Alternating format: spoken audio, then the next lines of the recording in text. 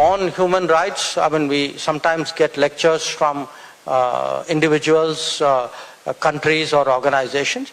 And, my point is, there's no point in my saying I don't like it or saying, well, it's none of your business. Of course it's none of their business, but that's not good enough. I mean, I have to say, okay, I heard what you said. Now please listen to what I have to say.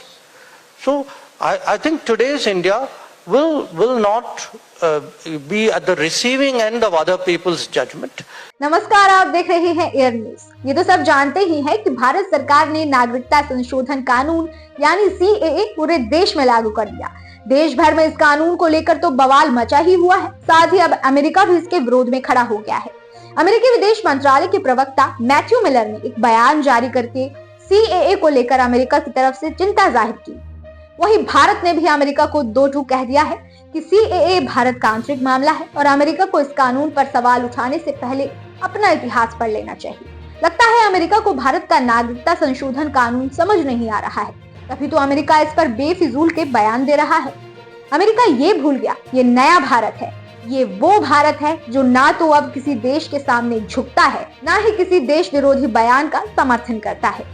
CAA का notification जारी होने के बाद America ने कुछ दिन पहले ही CAA को लेकर अपनी चिंता जाहिर करते हुए कहा था, भारत ने नागरिकता संशोधन विधेयक का नोटिफिकेशन जारी किया है, इसको लेकर हम चिंतित हैं। हम इस पर नजर बनाए हुए हैं कि इस कानून को किस तरह से लागू किया जाएगा।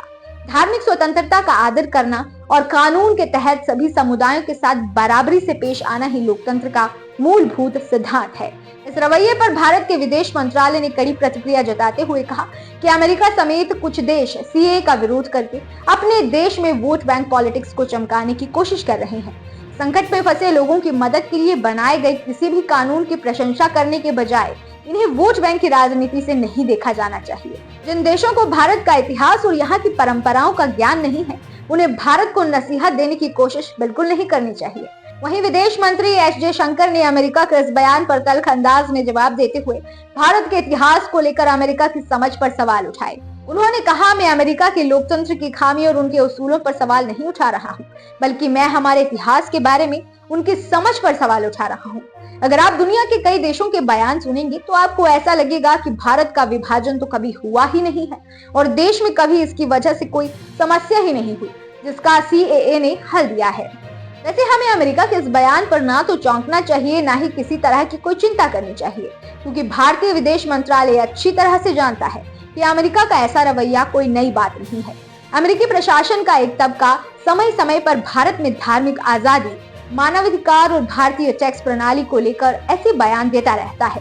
भारत की आंतरिक मामलों पर कुतर्क बयान देकर अपने देश में सियासत चमकाने की कोशिश करते रहे हैं, लेकिन आज का भारत बदला हुआ है और इस तरह के देश विरोधी बयानों से निपटने और उनका जवाब देने के लिए पूरी तरह से सक्षम है।